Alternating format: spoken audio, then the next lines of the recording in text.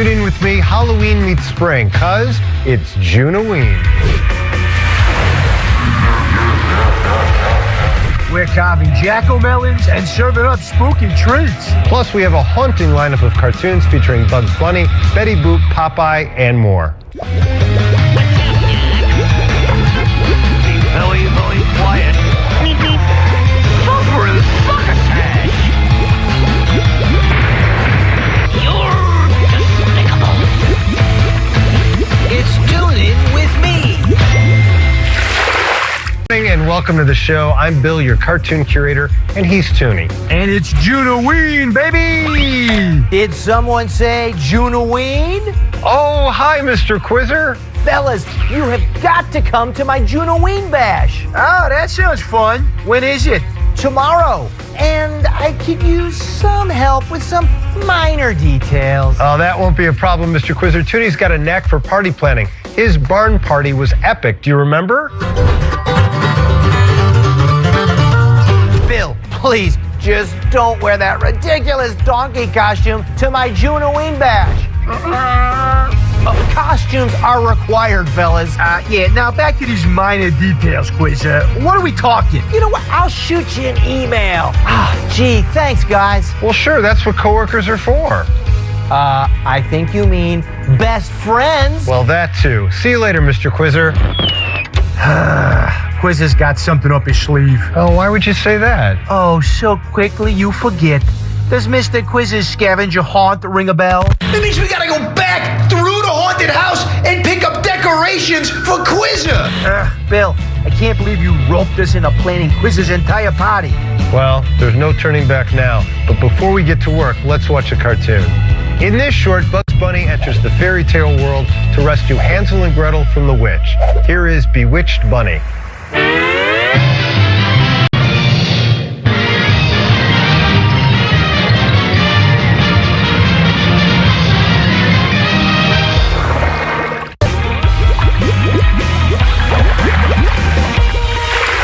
Oh, hello again, tuners.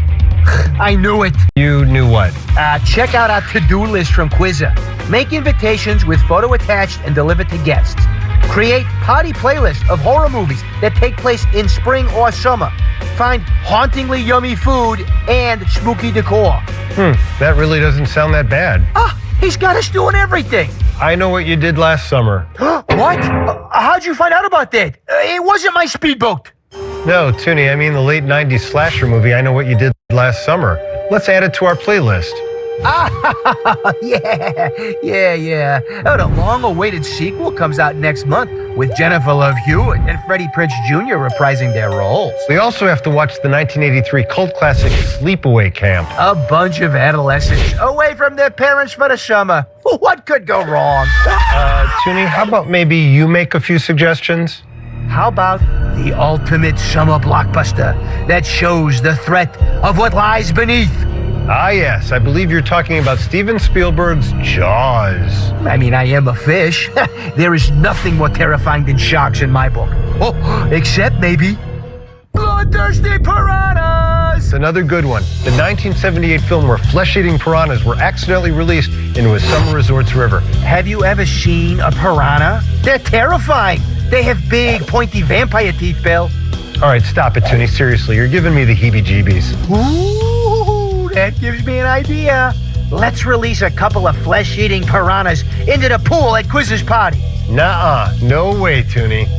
Buzzkill. Well, I think our horror movie watch list is complete, so how about a cartoon break? In this short, Betty Boop goes on a haunted adventure. This is My Palm Red?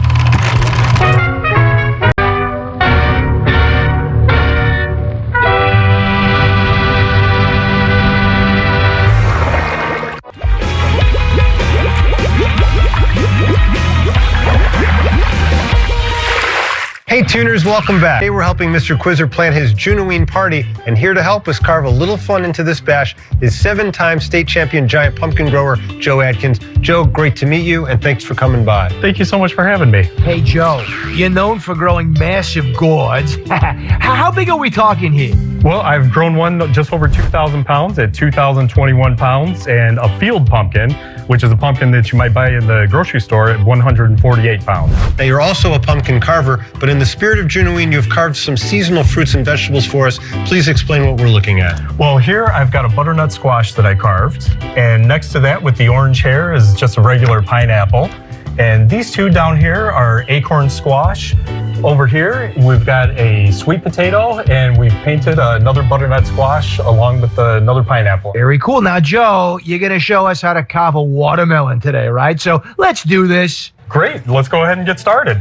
I'll start off, I'll grab myself a Sharpie out of my toolkit here. So with the Sharpie, I'm going to guess you're going to map out where the face will be. That's correct. I'm going to go ahead and just do a general, almost like a jack-o'-lantern style on this watermelon. All right. And just a general sketch. And then we'll just go with a mouth here. All right, so here is the face that I've gone ahead and drawn on here. We've got the eyes, the nose, and the mouth. And I'm just going to use this tool here, and we'll do an outline on that and get started carving. Cut away. All right. This is just an outline for whenever I scrape away the rest of the skin, which I will do here in just a moment. So here's what I've got started right now. I did the outline, and I'm going to go ahead and use this clay carving tool to scrape away all the rest of the skin that you see here. Now, I noticed your cuts are getting broader as you cut on, right? They are. Using this tool, I'm able to cover a lot more space in a shorter amount of time. So I've just scraped away, made it a little more fine, and then now I'm going to go ahead and start on the teeth. I've got the teeth almost set up here, and we can do a little bit more detail on the teeth, which I like to go ahead and do, and I'll just round them out slightly just to make them look a little bit more just realistic. Just like the bases, you round them out, right? Now with the pumpkins, when you reach in, when you're making your pumpkin carvings, there's what we call the pumpkin guts, but there's no such thing as watermelon guts, are there?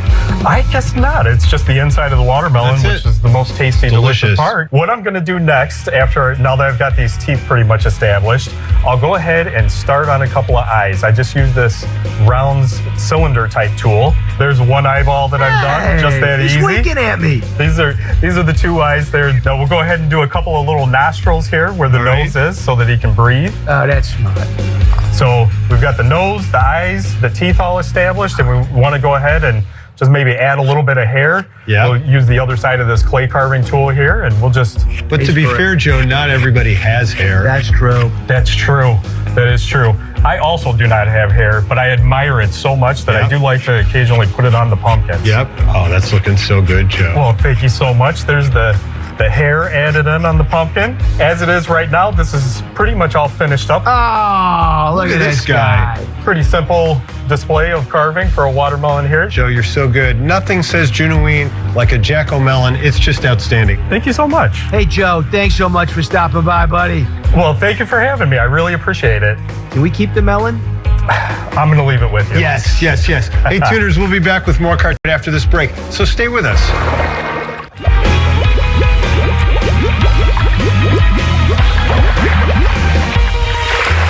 Hey Tuners, today we're Mr. Quizzer plan his Junaween Bash.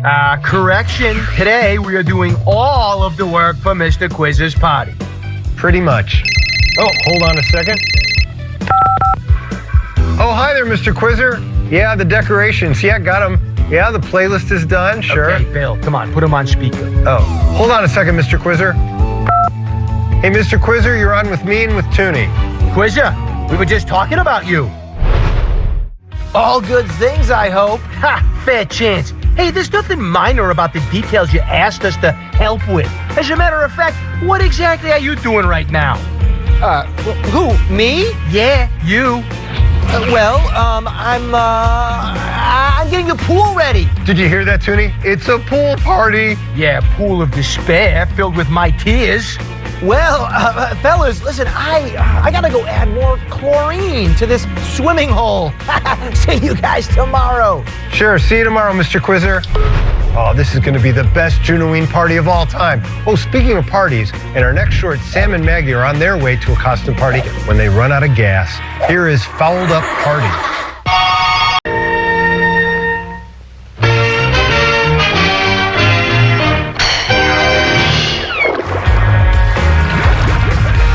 Coming up, spooky party treats.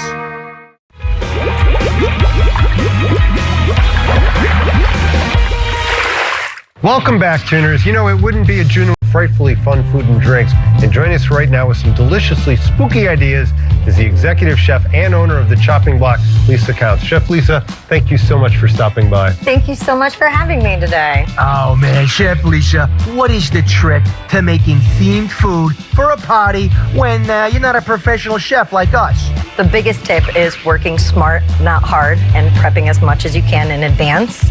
And also just taking foods that you already know and love and trying to put a spooky twist on it. Lisa, you have brought us a very spooky spread. So let's start with the appetizers. What are we looking at? We've got this pumpkin cheese ball right here. I shaped it into a pumpkin by using a piece of plastic wrap and some twine. We've got our jalapeno poppers. I love the name. What are they?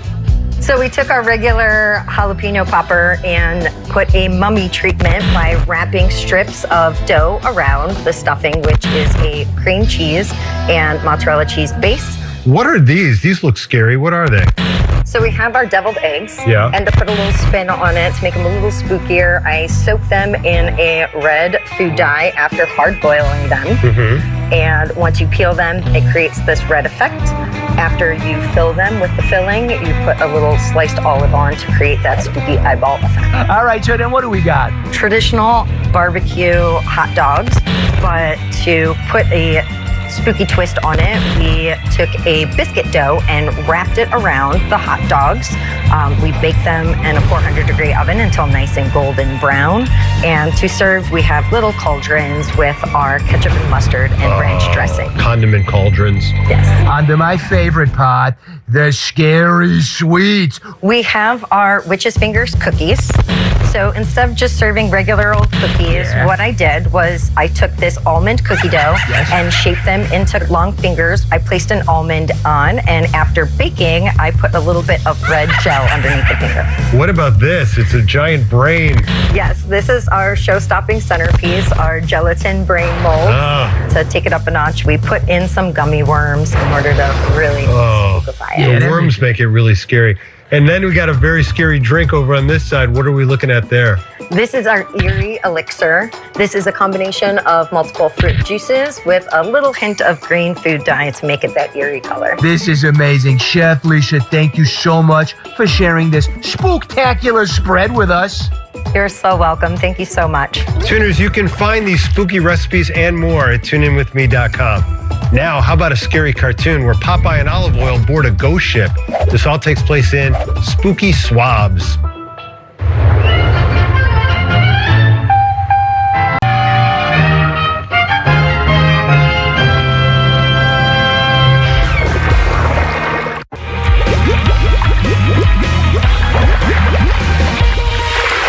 Hey folks, Toony and I are finally finished prepping for Quizzer's Junaween Bash. That's what friends are for, right? Now let's see what happens when Bugs Bunny's friend turns out to be Dr. Jekyll and turns into a monster in our last short. Here is Hide and Hair.